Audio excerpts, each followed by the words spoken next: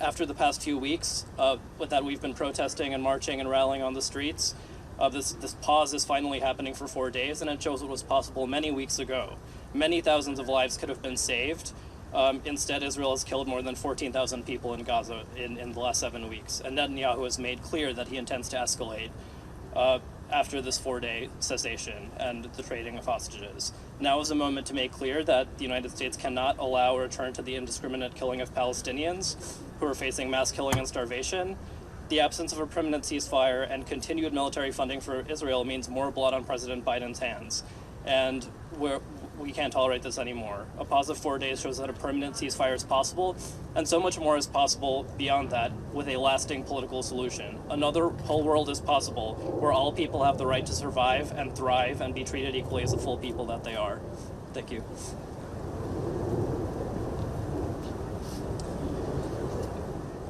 I have the privilege of representing Astoria in Northwest Queens in New York City, and one of the beacons of light in our community is a neighborhood called Little Egypt. And I am so proud to call up Rana Abdel Hamid, who is an organizer, a former congressional candidate, who has been organizing so many in the place that I call home, and who will be hunger striking with us throughout this week as she demands and we demand that President Biden call for an immediate and permanent ceasefire. Good afternoon, everyone. My name is Rana Abdel Hamid, and I am an anti-violence organizer, self-defense instructor. I am from Little Egypt, born and raised in Queens, and I'm a child of Egyptian working-class immigrants. And I stand here today joining the hunger strike because I am appalled, I am heartbroken, I am devastated by the ongoing loss of life, ongoing loss of Palestinian life that we have witnessed over the past 7 weeks. Over 14,850 people have been murdered by the complicity, by the aid of the United States government, by our congressional members, by our president. And we stand with the majority of Americans in standing for a permanent ceasefire, and standing against the ongoing destruction, and standing for life, and standing for justice, and standing for ensuring that all communities are safe. As someone who has been organizing against violence across this country, hate-based violence across this country, I'm fully aware that the violence and the anti-Palestinian rhetoric that we're seeing abroad is also impacting us here in the United States. Those two things are inextricably linked. When our electeds and our politicians and our representatives are continuously dehumanizing Palestinian people, are normalizing Palestinian death, we get what we got 2 days ago. We get 3 Palestinian students in Vermont being shot at for simply wearing a keffiyeh, for simply speaking Arabic. 3 Palestinian students, one of whom goes to Brown University like my brother, one of whom shares my last name. I woke up yesterday to text messages, to a headline that had me feeling like my brother got shot, because it could have been. Over the past couple of weeks, we have seen an incredibly harmful uptick in violence impacting across all of our communities. When we normalize the deaths and murder of Palestinian people vis-a-vis our foreign policy, we normalize death and violence here in the United States, across all of our communities. We need to understand that violence only allows for more violence. What we need is negotiation, what we need is diplomacy, what we need is human rights, and for all families to be able to be safe, to return safely, to not have to endure more bombing, more violence, and more destruction. And we need President Biden's moral leadership and courageous leadership in this moment. Thank you very much. Now going to turn it to another hunger striker, Sumaya Awad, the Palestinian New Yorker, and has been a leader in organizing so many in this fight for a permanent ceasefire. Thank you, Zohran. Today is the Monday after Thanksgiving, which usually means the White House, staffers, everybody's just come back to work. The idea is that we go back to life as usual. And we're here hunger striking to say there is no going back to life as usual. There is no going back to normal when our government is complicit in an unfolding genocide. when our government is supporting the mass murder of tens of thousands of Palestinians, of over 6,000 Palestinian children, when our government is complicit in fomenting violence in Palestine, in Gaza, but also here on US soil.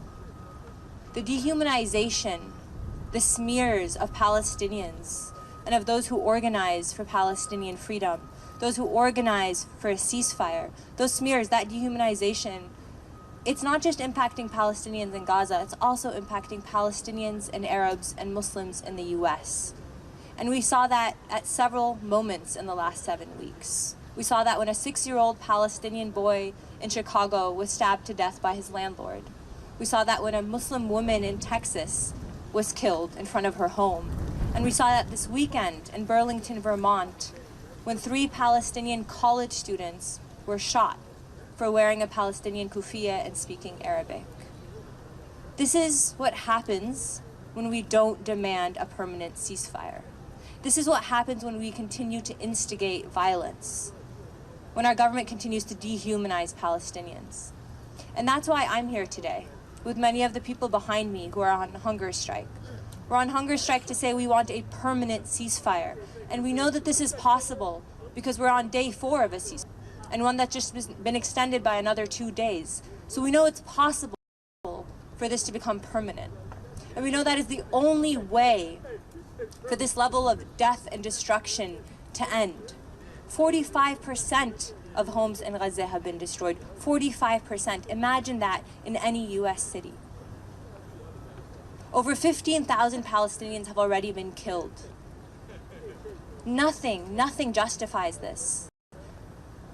Self-defense does not justify the murder of 15,000 Palestinians, the murder of over 6,000 Palestinian children, the targeting of hospitals and schools, the targeting of kindergartens and libraries. Nothing justifies this. And for Israel, anyone is a target.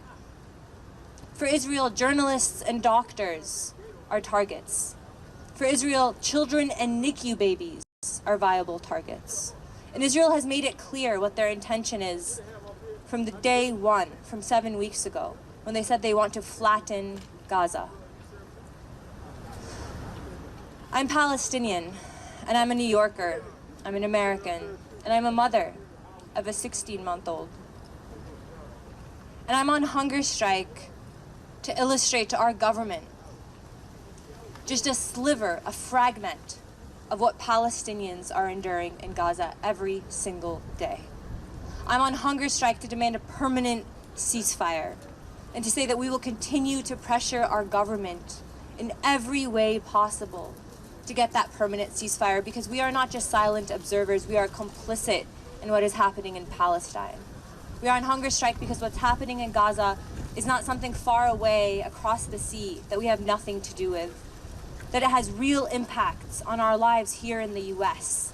And we're being shown this time and again, and I only hope that our president and our government wake up and call for this permanent ceasefire before even more lives are lost in Gaza and here as well.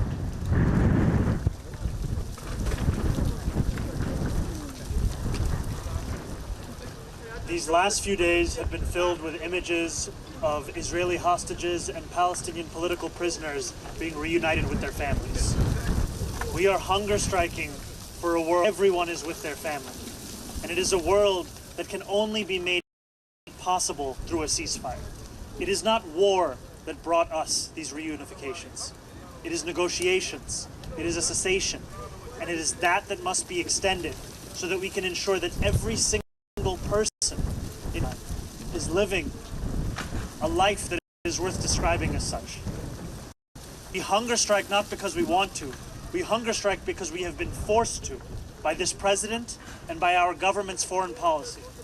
We hunger strike because Palestinians have been doubted in life and in death, that their experience has been erased, and to bring that experience right here to the doorstep of our president.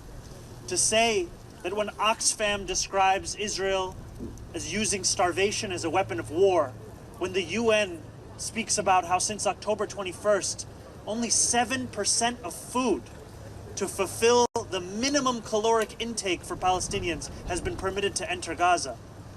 We say that this is unacceptable, that our president is effectively bombing Palestinians, starving Palestinians, and we can never say that it was done with our consent. We ask our president to reflect the sentiments not just of the people standing here, depriving themselves of food and a normal life for this week. We ask him to reflect the sentiments of Americans. 68% of Americans want a ceasefire. 80% of Democrats want a ceasefire. A majority of Republicans and independents want a ceasefire. We are appealing to a president who ran on the promise to restore America's moral standing in the world. We are asking you to follow the promise you told us. What moral standing can we have when our policies eliminate entire Palestinian families from population registers? We sit here to ask you to stand up, to ask you to follow your own rhetoric, to ask you to save lives. That is what we are demanding. That is why we are depriving ourselves. That is why so many Americans are calling on you for a permanent ceasefire now. Thank you all so much for being here.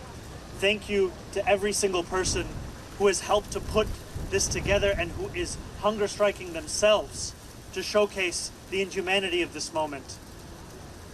And thank you all for attending. We will open it up for any questions from the press before closing out this event. Please. First, how did this come together? How was it organized? Second, there's a report coming out of the White House and Democrats that those calling for ceasefire are far left and a fringe within the party. How would you respond to that argument? First, I would just say, if anyone alongside me wants to respond to any of this, please step up here as well. This was organized by a number of organizations. I'm proud to have played a small role in that. People that have led on this are Jewish Voice for Peace, If Not Now, U.S. Campaign for Palestinian Rights, Adala Justice Project, Dream Defenders, as well as a number of others, and the Democratic Socialists of America. This is something that was organized because people are desperate in this country to see a government that reflects their sentiments. People have been organizing, protesting, marching at every opportunity they have. None of us want to be in Washington, D.C. for a week, depriving ourselves of food, depriving ourselves of any sense of normalcy. But this president has forced us to take drastic action to visibilize what he himself is doing to Palestinians. To your question about who supports the ceasefire, if you can hear me, yes. When 57% of Republicans are calling for a ceasefire, I don't know how this demand can be characterized as something that is far left. Yeah. This is the most mainstream demand in America today on foreign policy. 8 out of 10 Democrats want a ceasefire. It is not easy to get 8 out of 10 Democrats to agree on a principle, but here we have one. And a president who ran on restoring America's moral standing is given an opportunity to do exactly that, and we are asking him that he take it. Is there anyone who'd like to? Please. I just would like to add that in addition to it being a very mainstream opinion, what's also starting to become a mainstream opinion amongst Muslims and Arab Americans is they don't want to vote for Biden for re-election. And so in addition to it being a moral stance that I would say is a very easy one to take, it's also a politically expedient stance for him to take. And so I'm really disappointed. I know a lot of my constituents are also disappointed that he's not using this moment to bring us together, bring our country forward, and help his re-election campaign. To illustrate Medina's point, 70% of voters between the age of 18 and 34 disapprove of President Biden's handling of this crisis. When we look out on the streets, when we look at the hunger strikers, we are looking at the base of the Democratic Party, asking a president to live up to the promise of the party that they are members of. Are there any other questions? Thank you so much for being here. We will be here at this very site from 9 in the morning until 7 in the evening every day through the end of this week. And we will be here calling on our president each of those days for a permanent ceasefire now. Thank you so much.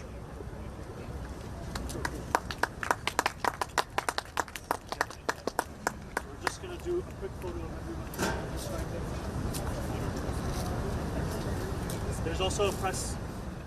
There's a press availability until 3 p.m. We will be here, and you know we'll be here until 7 as well. So we're asking until 3. Thank you. We're going to do a photo of everyone who's talking.